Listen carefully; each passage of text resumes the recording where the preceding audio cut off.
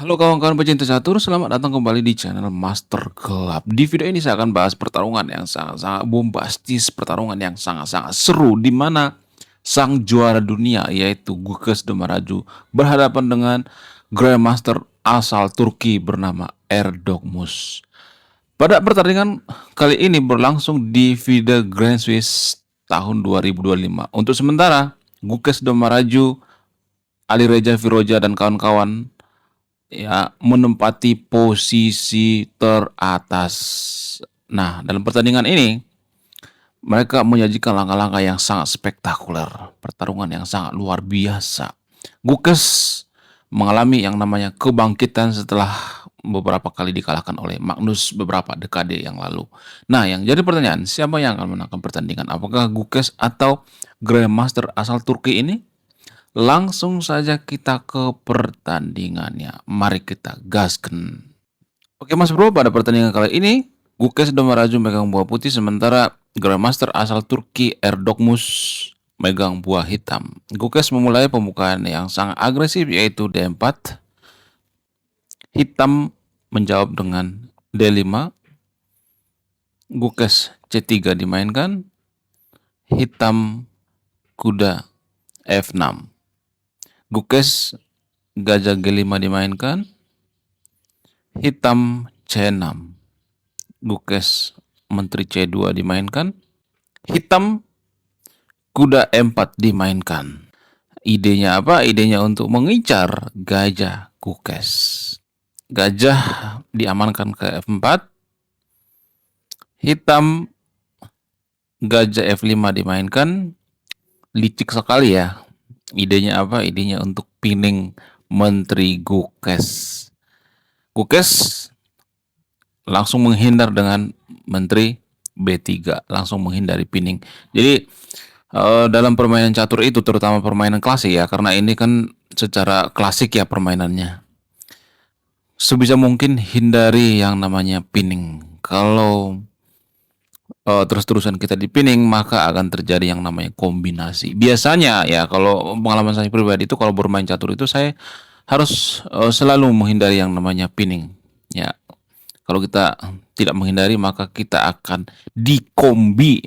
Menteri B6 dimainkan. Idenya untuk mengajak pertukaran menteri. Sepertinya hitam mengajak sang juara dunia bermain endgame. Gila nggak tuh ya? Sang juara dunia langsung diajak bermain game endgame ya. Gukes memainkan F3 untuk mengusir kuda karena kudanya sangat bagus sekali ya. Posisi di E4 ini sangat bagus sekali. Outpost yang sangat mengganggu banget ya buat pertahanan putih. Hitam kuda D6 dimainkan ya, terpaksa kudanya ditarik. Gukes kuda D2 dikembangkan. Hitam kuda D7 dimainkan. Kemudian Gukes G4 langsung mendobrak dari sayap raja. Wow, ini langkah kejutan ya, langkah surprise ya, langkah yang tidak biasa ya, langsung mengusir gajah daripada hitam. Sepertinya kalau saya perhatikan di sini Gukes melakukan rokade panjang ya. Kalau dia melakukan rokade pendek, struktur pionnya sudah rusak ya kan. Kemudian hitam gajah G6 dimainkan. Gukes H4. Yap. Lagi-lagi Gukes menguber-uber gajah daripada hitam. H6 terpaksa dibuka. Kalau enggak gajahnya bisa kejebak macet ya. Kemudian Gukes gajah G2 dimainkan. Hitam E6. H5 dimainkan sesuai rencana. Gajah hitam H7 diamankan. Gukes E4 mendobrak pusat. A5 dimainkan. Lagi-lagi hitam tidak ketinggalan, dia mencoba menekan Gukes dari sayap menteri. Gukes langsung menerima penawaran hitam bermain endgame, yaitu menukarkan Queen kuda kali B5 dimainkan, A4, kuda B C4 dimainkan untuk mengajak pertukaran kuda. Pertukaran diterima, kuda kali C4, kuda kali kuda. B3 dimainkan mengusir kuda. Kuda D6 ditarik kembali, E5 dimainkan. Lagi-lagi kudanya diusir, guys. Kuda C8 terpaksa ya diamankan. Gukes gajah F1 dimainkan, hitam raja D7. Jadi permainan langsung endgame tanpa rokade ya. Gukes gajah E3 ditarik, hitam raja C7 dimainkan, raja D2 dimainkan, kuda B6, F4, kuda D7 dimainkan, gajah D3, gajah kali D3 dimainkan, langsung saja disikat, raja kali D3 karena sudah endgame. Gukes mengaktifkan rajanya. Jadi pada permainan endgame sebisa mungkin kita harus mengaktifkan raja, sama seperti permainan daripada Magnus Carlsen. Magnus Carlsen itu langsung mencuri start mengaktifkan raja di permainan endgame. Kemudian hitam B5 dimainkan untuk mengajar pertukaran pion. Gukes F5, hitam pion kali pion sesuai rencana, benteng kali A4 dimainkan. C5 oleh hitam, kuda E2 dimainkan, C4 skak raja, pion kali pion, kuda B6 dimainkan oleh hitam, benteng ditarik ke A2 oleh putih, kuda kali C4 dimainkan. Kalau kita perhatikan pada posisi seperti ini, Gukes diunggulkan, evaluation bar lebih unggul pada Gukes ya. Itu artinya Gukes punya chance kemenangan ya di posisi seperti ini. Apakah Gukes bisa memenangkan pertandingan? Gukes pion kali pion, pion kali pion, makan. Gukes kuda F4 dimainkan, hitam benteng E8 dimainkan, Gukes gajah C1 dimainkan, hitam raja C6. Ini langkah yang kurang akurat. Kemudian Gukes benteng F1 dimainkan.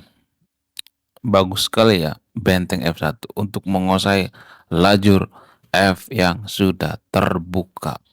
Kemudian hitam benteng G8 ya. Jadi sepertinya saya melihat perwira daripada hitam ini pasif ya, yang ada di baris ke-8 ya. Gajahnya menutupi pergerakan daripada benteng ya. Kemudian putih raja C2. Ini langkah yang blunder, guys. Langkah yang sangat blunder sekali. Kemudian hitam ya memainkan E7 ya. Putih kuda kali E6. Di sini ada langkah menarik ya. Apa itu langkah menarik? Kuda dimainkan ke G6. Ini langkah menarik, guys. Idenya apa? Kalau misalnya katakanlah ya mengajak pertukaran gajah ya, maka akan ada jawaban seperti ini, dan ini jauh lebih bagus buat putih ya. Kalau misalnya rajanya bergerak, maka akan ada jawaban seperti ini ya.